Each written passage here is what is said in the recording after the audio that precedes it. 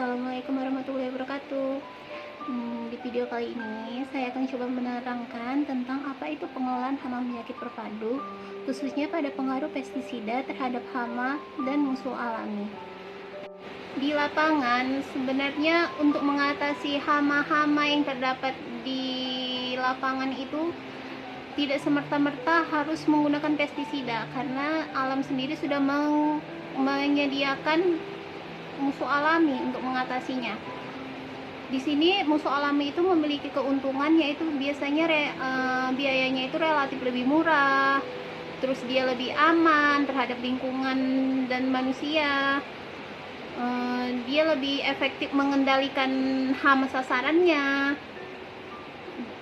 Terus jika dia sudah mapan di suatu tempat, di suatu lokasi, kita itu tidak akan perlu terus-menerus mengaplikasikannya lagi. Cuman kelemahannya itu adalah biasanya membutuhkan jangka waktu yang lebih lama.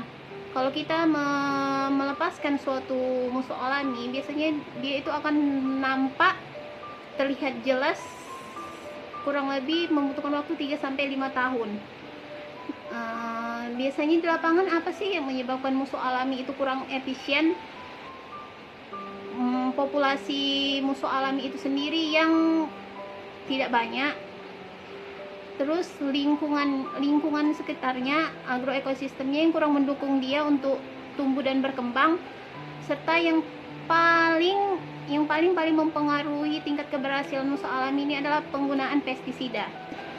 Untuk para petani di lapangan, dalam mengendalikan hama yang perlu diingat itu dalam pengelolaan hama terpadu, ya kita masih bisa menggunakan pestisida, tetapi itu adalah pilihan yang paling terakhir, dimana kita melihat dulu, kita survei dulu di lapangan, apakah serangan dari hama ini telah ambang ekonomi dari suatu hama atau penyakit. Pengelolaan hama penyakit terpadu itu sendiri adalah mencakup pengelolaan seluruh aspek, menggabungkan seluruh aspek yang bergantung pada ekologi. Dimana kalau para petani kita pada umumnya dalam mengendalikan suatu hama itu sudah berpatokan dengan menggunakan pestisida kimia. Penggunaan pestisida kimia itu boleh, tetapi itu adalah pilihan paling terakhir. Sebelum menggunakan pestisida, kita harus menggunakan prinsip no pest, no spray. Dimana sebelum kita melakukan pengaplikasian pestisida, kita lihat dulu, kita survei dulu di lapangan, dari hama atau penyakit tertentu, apakah dia sudah mencapai batas ambang ekonominya apa belum. Kalau dia sudah melewati batas ambang ekonomi, kita boleh melakukan pengaplikasian pestisida. Kegiatan yang dilakukan ini, pertama-tama kita itu survei dulu ke lapangan di serangga hama dan serangga musuh alami. Hari pertama saya mencari dulu musuh alaminya kita cari dulu. Seperti hari berikutnya kita ke lapangan lagi untuk mengambil beberapa sampel tanaman dan juga hamanya. Kenapa waktu pengambilan sampel hama dan musuh alami itu dilakukan 2 hari? Karena bertujuan untuk pertama kita laparkan dulu predatornya, musuh alaminya kita laparkan dulu selama sehari, baru sebelum kita aplikasikan ke penyumpupan. Sampel tanaman terong di lapangan ini sudah sekitar beberapa kali panen, kira-kira umurnya sudah hampir 5 bulan. Salah satu dampak negatif dari penggunaan pestisida kimia itu sendiri adalah dapat menyebabkan pencemaran lingkungan, pencemaran udara, pencemaran tanah, pencemaran air, dan bahkan kita sebagai petani, kita manusia sendiri itu bisa dapat terpapar pencemaran dan mengkonsumsi hasil-hasil pertanian. Bagaimana sih tindakan kita untuk mencegah pencemaran tersebut? Yaitu kita yang pertama, jangan terjadi salah berantas. Misalkan begini, kalau petani kita lihat di lapangan, kita survei serang ulat geraya, kita berarti aplikasikan apa? Insektisida kan? Jangan kita salah pengaplikasian, malah kita aplikasikan fungisida, untuk jamur. Yang selanjutnya, ikuti aturan pakai atau dosis yang dianjurkan. Biasanya pada pestisida itu kan di kemasannya ada anjuran dosisnya kan, anjuran cara pengaplikasiannya. Diusahakan kita ikuti seperti anjuran dosis yang ada di kemasan. Yang selanjutnya itu, jangan terlalu tergesa-gesa menggunakan pestisida. Jangan ngelihat ada satu hama langsung semprot, karena seperti yang kita bahas tadi, kita survei dulu, dia udah mempengaruhi ambang ekonomi nggak, udah mempengaruhi hasil nggak nanti. Kalau hanya masih sedikit, tidak perlu kita lakukan penyemprotan pestisida. Selanjutnya, jangan telat memberantas hama. Jangan telat memberantas hama itu contohnya seperti kalau kita udah melihat, hamanya udah lumayan banyak nih, bukan pengendalian lebih cepat lebih baik, karena kalau lebih lama melakukan pengendalian akan lebih luas lagi daerah yang akan terserang si hama ataupun si penyakit. Yang selanjutnya kan kalau petani itu menggunakannya dengan baik itu seperti kayak gini. Kalau kita kan kalau mau mengaplikasikan pestisida kan pertama kita dibancur dulu kan. Kalau petani itu usahakan jangan ada yang tercecer. Kalau kita mengapakannya di dekat sungai, di sumur, usahakan jangan ada sisa-sisa pestisida itu yang tercecer di lingkungan. Pada saat penyemprotan juga usahakan yang benar-benar pestisidanya itu terkena ke tanaman, jangan tercecer di tanah, di sekeliling tanaman, karena itu akan menyebabkan pencemaran. Yang selanjutnya kita lihat di lapangan, kalau para petani itu pada umumnya gimana ya, petani itu udah tergantung pada pestisida, dimana level penggunaan pestisida pada tingkat petani itu sendiri mengarah pada sangat intensif, tidak benar, dan tidak aman. Dan hama terpadu itu, penggunaan pestisida itu menjadi alternatif pilihan terakhir. Pengetahuan dan keahlian petani yang pada penggunaan pestisida itu pada umumnya masih minim, masih kurang. Yang selanjutnya, bahkan petani lagi suka menggunakan pestisida itu biasanya resiko yang diakibatkan dari penggunaannya itu tidak semerta-merta langsung terjadi. Seperti kalau langsung pada saat kita habis pengaplikasian langsung sakit, biasanya enggak ada yang langsung terjadi. Biasanya beberapa belas atau puluh tahun kemudian baru ada dampaknya di dalam tubuh kita. Jadi itu yang menyebabkan petani, santai-santai aja, nggak terjadi apa-apa kok gitu.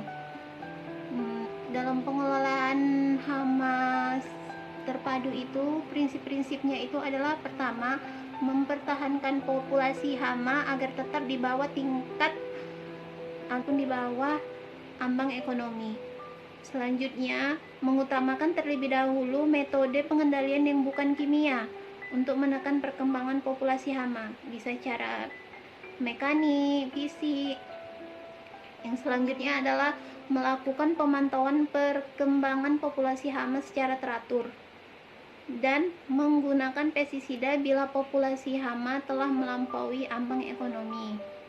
Melakukan pengamatan, kita amati dulu di lapangan, kita lihat ekosistemnya, agroekosistem kita ciptakan yang sesuai, yang baik untuk perkembangan musuh alami ada di lapangan, musuh alami apa, kemudian kita lihat ekosistemnya. Setelah kita melakukan pengamatan dan menyesuaikan ekosistem, kita bisa mengambil keputusan dan cara pengendalian apa yang akan kita lakukan. Pada petani itu ada 4. Yang pertama itu adalah budidaya tanaman sehat. Apa itu budidaya tanaman sehat? Kita dilakukan sejak perencanaan tanaman melalui pemilihan bibit dan benih yang sehat, pengaturan waktu tanamnya, tadi pakai apa, pemilihan pestisidanya, nama merek dagangnya, penyiangan, dan pengairan. Yang selanjutnya, yang kedua itu adalah pelestarian dan pemampatan musuh alami. Musuh alami di alam ini kan sebenarnya sudah tersedia yang namanya musuh alami. Jadi gimana caranya kita itu untuk menciptakan agroekosistem atau ekosistem yang kondusif, yang sesuai bagi musuh alami untuk tumbuh dan berkembang. Kalau pada persawahan kita bisa menanam di pinggir-pinggir sawah itu seperti tanaman bunga-bungaan kan, banyak itu sekarang yang udah, karena itu bermanfaat kalau saat kita nanti udah panen, padinya atau tanaman yang lain seperti cabai, kita udah panen kan, hamanya itu pasti hilang. Jadi musuh alami yang ada di lapangan, yang ada di lahan kita itu kan pasti otomatis, karena tanaman yang sudah dipanen hamanya nggak ada, berarti musuh alaminya nggak memiliki pakan. Jadi kalau kita menanam tanaman bunga itu di pinggir-pinggiran sawah kita, itu bermanfaat untuk tempat tinggal, tempat hidup, tempat berlindung bagi musuh alami, dan musuh alami menjadi pakan alternatif bagi musuh alami selama mangsanya atau hamanya tidak ada. Setelah pengamatan secara berjadwal, bisa per minggu. Jadi kita itu setiap mengambil keputusan kita berdasarkan dari hasil pengamatan yang kita lakukan. Yang keempat adalah petani menjadi ahli di lahannya sendiri, di mana petani mampu mengamati, menganalisis hasil pengamatannya dan membuat keputusan apa yang tepat. Untuk mengendalikan saat ini kita lakukan penyemprotan sesuai dengan apa yang diaplikasikan petani di lapangan. Bapak itu kan pengetahuan yang didapatkan bahwa ternyata pestisida itu sendiri mortalitasnya itu sangat tinggi, yaitu 95%, di mana pada perlakuan pengaplikasian pestisida, yaitu pada perlakuan 3, 4, dan 5 itu didapatkan pada pengamatan ketiga, mortalitasnya itu sebesar 95%, yang itu diartikan berkategori beracun, di mana dia dapat membunuh semua organisme serangga, baik sasaran maupun bukan sasarannya. Jadi dia itu membunuh semua musuh alami yang kita masukkan ke dalam sungkup, itu mati semua. Jadi dia menggunakan pestisida itu adalah dapat membunuh organisme yang bukan sasarannya, organisme non target.